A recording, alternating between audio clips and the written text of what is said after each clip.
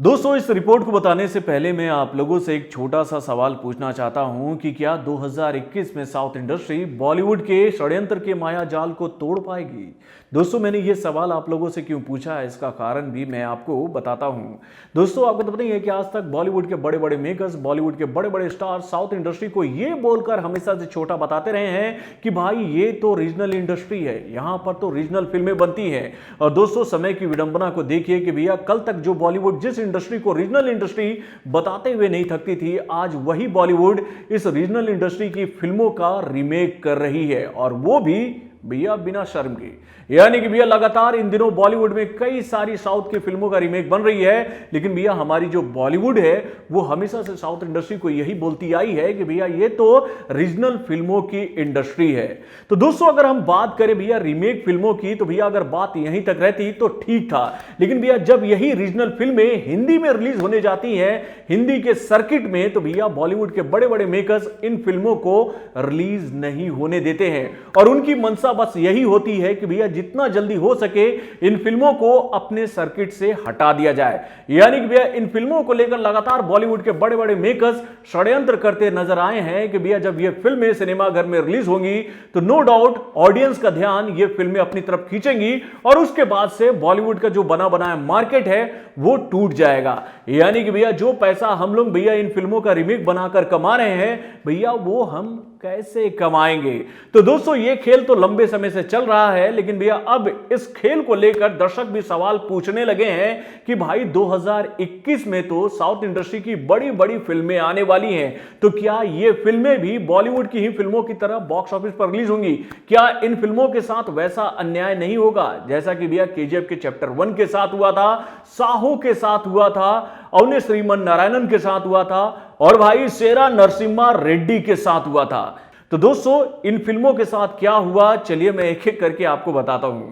Hello friends, मैं हूं नरेंद्र और मैं आपके लिए लेकर आया हूं और एक खास रिपोर्ट जो कि जुड़ी हुई है साउथ इंडस्ट्री की आने वाली उन फिल्मों से जिनको लेकर इन दिनों खबरों का बाजार गर्म है कि क्या इस बार बॉलीवुड इंडस्ट्री इन फिल्मों के लिए स्पेस छोड़ेगी, क्योंकि भैया 2021 जो है वो क्लैश वाला साल साबित होने वाला है। यानी भैया इस साल जितनी फिल्मों को सिनेमाघर में रिलीज होना था उसमें से बहुत सारी फिल्में अब 2021 का रास्ता देख रही हैं। और भाई कहा तो 2021 के लिए यह जा रहा है कि भैया बॉलीवुड की बड़ी बड़ी फिल्में आपस में ही टकराने वाली हैं, और भाई जब बॉलीवुड की बड़ी बड़ी फिल्में आपस में टकराएंगी तो क्या टॉलीवुड की आने वाली फिल्मों को वो स्पेस मिल पाएगा जिसके वो हकदार हैं? क्योंकि भैया इन दिनों इन फिल्मों की चर्चा सोशल मीडिया पर बहुत हो रही है।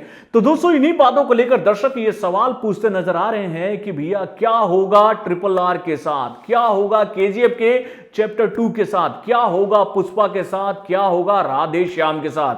क्या इन फिल्मों को वैसा स्पेस मिलेगा जिस लेवल की ये फिल्में बनी है?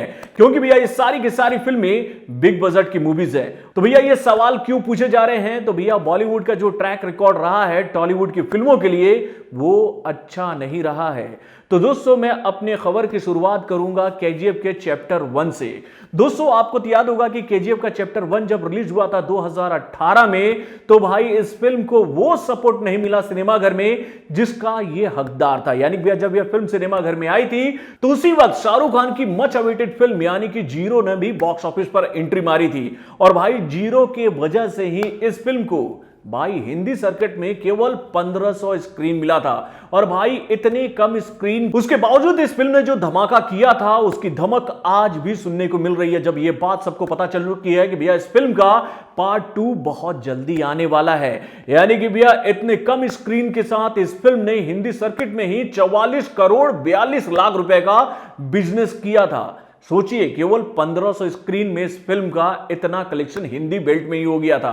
यानी कि भैया अपने बजट से 16 करोड़ कम केवल हिंदी सर्किट में ही इस फिल्म ने कमा लिया, और वर्ल्ड वाइड इस फिल्म ने जो कलेक्शन किया था वो था 238 करोड़। तो दोस्तों, जैसे कि मैंने आपको बताया कि भैया इस फिल्म का क्लैश जीरो के साथ हुआ था, लेकिन भैया इस फिल्म के साथ बुरा व्यवहार तब हुआ जब भैया नेक्स्ट वीक में इस फिल्म के स्क्रीन को कम कर दिया था, इस बात को ध्यान में रखकर कि भाई सिम्बा रिलीज होने वाली है। जबकि भैया बॉलीवुड के बड़े बड़े मेकर्स और उसके साथ डिस्ट्रीब्यूटर ये बात अच्छी तरीके से जान रहे थे कि भैया केजीएफ का मार्केट बहुत स्ट्रांग है और लोग इस फिल्म को देखना चाहते हैं, लेकिन उसके बावजूद इस फिल्म को सिनेमा घर से नेक्स्ट वीक में ही उतारा जाने लगा था। किसके लिए? तो भैया सिम्बा के लिए। तो दोस्तों ये तो बात हो गई केजीएफ के चैप्टर 1 की। उसके बाद भैया 2019 में एक फिल्म आई जिसकी चर्चा काफी हो रही थी इंडियन फिल्म इंडस्ट्री में, और भाई ये फिल्म थी इंडियन फिल्म इंडस्ट्री के रियल बाहुबली यानी कि भैया डार्लिंग प्रभास की फिल्म साहो। तो दोस्तों साहो के साथ क्या हुआ ये तो हम लोगों ने 2019 में देखा, यानी भैया साहो का रिलीज डेट बहुत पहले ही फाइनल किया जा चुका था कि भाई ये फिल्म 15 अगस्त को सिनेमा घर में आएगी। लेकिन भैया इसके बावजूद बॉलीवुड की दो बड़ी फिल्मों ने इस फिल्म के साथ क्लैश करने का मन बनाया, और भाई बीच में हम लोगों ने भी बहुत सारी खबरें बताई थी कि भैया इन दोनों फिल्मों में से कोई एक फिल्म रास्ता छोड़ देगी साहो के लिए। लेकिन ऐसा हुआ क्या? यानी कि भैया मैं बात कर रहा हूं अक्षय कुमार की फिल्म मिशन मंगल की, और उसके बाद बाटला हाउस यानी कि जॉन अब्राहम की फिल्म की। यानी कि भैया इन दोनों फिल्मों ने जिस तरीके से अपनी फिल्म की घोषणा की कि भैया 15 अगस्त को यह फिल्म सिनेमाघर में रिलीज होगी, तो भाई इसी वजह से साहो को अपने आप को पीछे हटाना पड़ा, क्योंकि भैया साहो का जो बजट था वो बहुत ही हैवी था, यानी कि 300 करोड़ के बजट पे ये फिल्म बनी थी। और भाई जब अक्षय कुमार और जॉन अब्राहम ने साहो के लिए स्पेस नहीं छोड़ा, तो भाई साहो ने यही सोचा कि भैया 15 अगस्त नहीं, हम अपनी फिल्म को 30 अगस्त को लेके आएंगे। और भाई जब ये फिल्म 30 अगस्त को रिलीज हो रही थी, तो भैया उस वक्त एक और बहुत बड़ी बात देखने को मिली थी कि भैया उसी वक्त किच्चा सुदीप की फिल्म यानी कि पहलवान भी आने वाली थी। और भैया पहलवान को जब ये बात पता चली कि भैया इस डेट पर अब साहो रिलीज होने वाली है, तो भैया पहलवान ने साहो के लिए रास्ता छोड़ा। लेकिन भैया बॉलीवुड के इन दो स्टार्स ने रास्ता नहीं छोड़ा, इस बात को जानते हुए कि भैया इस फिल्म का बजट बहुत बड़ा है। लेकिन सबसे मजे की बात आपको बताऊं कि भैया जब यह फिल्म 30 अगस्त को रिलीज हुई, तो भैया उस वक्त इस फिल्म को वर्ल्ड वाइड 6500 स्क्रीन मिले थे। और उसके बाद इस फिल्म ने जो इंडिया में कलेक्शन किया था, भैया उस कलेक्शन को देखने के बाद हम ये कह सकते हैं कि भैया अगर हम मिशन मंगल और बाटला हाउस के कलेक्शन को एक साथ जोड़ भी देते हैं, तो भैया इन दोनों फिल्मों ने उतना कलेक्शन नहीं किया जितना इस फिल्म ने अकेले इंडिया में कर लिया। यानी कि भैया साहो ने 310 करोड़ का बिजनेस किया था, और भैया वहीं पर अगर हम मिशन मंगल और बाटला हाउस के कलेक्शन को बोले, तो भैया इन दोनों के कलेक्शन को जोड़ने के बाद इतना कलेक्शन केवल इंडिया में ये दोनों फिल्में कर पाई थी। और वहीं पर भैया साहो ने वर्ल्ड वाइड जो कलेक्शन किया था वो था 439 करोड़। यानी कि भैया बॉलीवुड के मेकर्स ने यहां भी साहो के लिए वो स्पेस नहीं छोड़ा जिसकी हकदार ये फिल्म थी। तो दोस्तों ये तो बात हो गई 2019 में रिलीज हुई फिल्म साहो की। इसके बाद भैया एक फिल्म आती है सैरा नरसिम्हा रेड्डी, जिसकी चर्चा काफी हो रही थी। और भाई इस फिल्म को देखने के बाद मैं एक बात कह सकता हूं कि भैया इस साल जो फिल्म आई थी तानाजी द अनसंग वॉरियर, ये फिल्म उसी लेवल की फिल्म थी। लेकिन भैया इसको बॉलीवुड के सर्किट में कैसा मोहब्बत मिला, यानी कि भैया यहां पर इस फिल्म को केवल 1200 स्क्रीन दिए गए, और भैया इस तरीके से इस फिल्म को डिस्ट्रीब्यूट किया गया कि भाई ये फिल्म हिंदी सर्किट में केवल 12 करोड़ 90 लाख रुपए का बिजनेस कर पाई। और भाई वहीं पर अगर हम बात करें भैया इस फिल्म ने वर्ल्ड वाइड जो कलेक्शन किया था वो था 246 करोड़। और भाई इस फिल्म का मुकाबला किससे हुआ था? तो भैया इस फिल्म का मुकाबला हुआ था वॉर से, जो कि 2 अक्टूबर 2019 को रिलीज हुई थी। यानी कि भैया यहां भी बॉलीवुड के मेकर्स ने भैया सैरा नरसिम्हा रेड्डी के साथ वो खिलवाड़ किया जो कि भैया हमेशा से बॉलीवुड में होता आया है। अब दोस्तों इसके बाद मैं एक ऐसी फिल्म की बात करने वाला हूं जिसके हिंदी वर्जन को बॉलीवुड के बड़े बड़े मेकर्स ने आने ही नहीं दिया सिनेमाघर में। भाई ये फिल्म 2019 की ब्लॉकबस्टर हिट फिल्मों में से एक है। यानी कि भैया इस फिल्म ने कन्नड़ा फिल्म इंडस्ट्री के लिए इतना बेहतरीन परफॉर्मेंस किया था कि जिसको देखने के बाद हर कोई यही बोल रहा था कि भाई केजीएफ के बाद कन्नड़ा फिल्म इंडस्ट्री का नाम बॉलीवुड में ये फिल्म बनाएगी। लेकिन भैया बॉलीवुड के मेकर्स ने इस फिल्म को एंट्री ही नहीं लेने दी भैया बॉलीवुड के सर्किट में। तो दोस्तों ये फिल्म थी अवने श्रीमन नारायणन, जिसकी चर्चा हम लोगों ने आपसे काफी की थी। और भाई आज तक इस फिल्म का हिंदी वर्जन रिलीज होगा कि नहीं इस बात की किसी को जानकारी नहीं है। भैया इस फिल्म को लेकर मैंने इस फिल्म के मुख्य कलाकार यानी कि रक्षित शेट्टी से भी यह सवाल पूछा था कि सर आप इस फिल्म को कब लेकर आ रहे हो, तो भैया उन्होंने कोई जवाब नहीं दिया। बस उनकी तरफ से एक स्माइली था, उनकी तरफ से एक हार्ट था, बस उन्होंने और कुछ नहीं कहा कि भैया वो इस फिल्म को रिलीज करेंगे भी कि नहीं, या फिर ये फिल्म ओटीटी प्लेटफॉर्म पे हिंदी में रिलीज होगी। यानी कि भैया इतनी बेहतरीन फिल्म के साथ जो खिलवाड़ किया गया बॉलीवुड में, उसको देखने के बाद तो मुझे यार बहुत गुस्सा आया। दोस्तों आपको बता दूं कि ये फिल्म भैया बॉक्स ऑफिस पर एंट्री मारने वाली थी गुड न्यूज के साथ, लेकिन भाई इस फिल्म को क्यों नहीं रिलीज होने दिया गया ये आप अच्छी तरीके से समझ रहे हैं। क्योंकि भैया जब ये फिल्म सिनेमाघर में आने वाली थी तो उससे एक हफ्ते पहले सलमान खान की फिल्म यानी कि दबंग 3 आई थी, और भाई एक हफ्ते बाद करण जौहर की फिल्म यानी कि गुड न्यूज आने वाली थी, और उसी बीच में इस फिल्म को भी एंट्री मारना था बॉक्स ऑफिस पर। और भाई इस फिल्म को ऐसा दरकिनार किया गया, यानी कि भैया इस फिल्म के लिए एक भी स्क्रीन नहीं छोड़ा गया, और इस फिल्म को मजबूर कर दिया गया कि आप अपनी फिल्म को लेकर जाएं 2020 में। ऐसा नहीं हुआ कि भैया इस फिल्म का रिलीज डेट फाइनल नहीं किया गया था 2020 में। 2020 में इस फिल्म को 17 जनवरी को सिनेमाघर में रिलीज होना था, लेकिन भैया वहां भी ऐसा गंदा खेल खेला गया अपने श्रीमन नारायणन के साथ कि भैया यह फिल्म 2020 में भी 17 जनवरी को रिलीज नहीं हो पाई।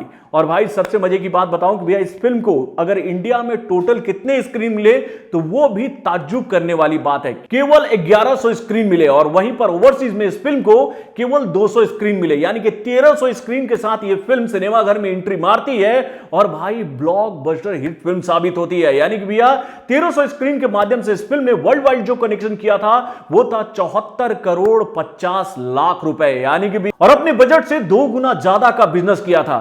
तो दोस्तों आज तक मुझे इस बात का अफसोस है कि भैया बॉलीवुड के बड़े बड़े मेकर्स ने अवने श्रीमन नारायणन को सिनेमाघर में क्यों नहीं रिलीज होने दिया।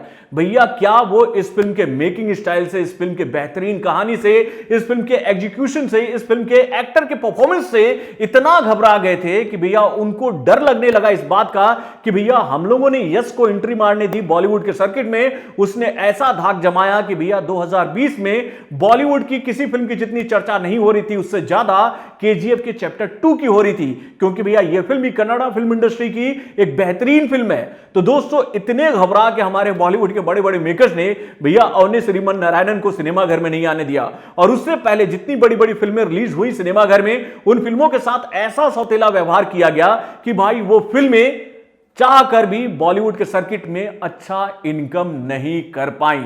और दोस्तों इसी वजह से अब यह सवाल पूछा जा रहा है कि भैया जब 2021 में बड़ी बड़ी फिल्में साउथ की रिलीज होने जाएंगी सिनेमाघर में, तो क्या इन फिल्मों को वैसा स्पेस मिलेगा जैसा कि भैया बाहुबली को मिला, साहो को मिला। अगर साहो अपने रिलीज डेट पर अड़ी रहती, यानी कि 15 अगस्त पर अड़ी रहती, तो उस फिल्म को भी बॉलीवुड के सर्किट में 800 या 900 स्क्रीन ही मिलते। लेकिन भैया वहां पर प्रभास ने थोड़ा सा दिमाग लगाया और अपनी फिल्म को थोड़ा सा पीछे किया, क्योंकि भैया प्रभास को यह बात अच्छे से पता थी कि भैया जब वो अपनी फिल्म को सिनेमाघर में लाएंगे तो वो अपने परफॉर्मेंस के बल पर लोगों का दिल जीतेंगे और भाई धमाकेदार बिजनेस करेंगे। और भाई गट्स था उनके पास कि भैया बिना हॉलीडे वाले दिन पर आकर उन्होंने भैया 400 करोड़ से ज्यादा का बिजनेस करके दिखाया। तो दोस्तों यहां पर बॉलीवुड के मेकर्स को मैं एक ही बात बोलूंगा कि भैया इस तरीके से आप साउथ इंडस्ट्री का मुकाबला नहीं कर सकते हो।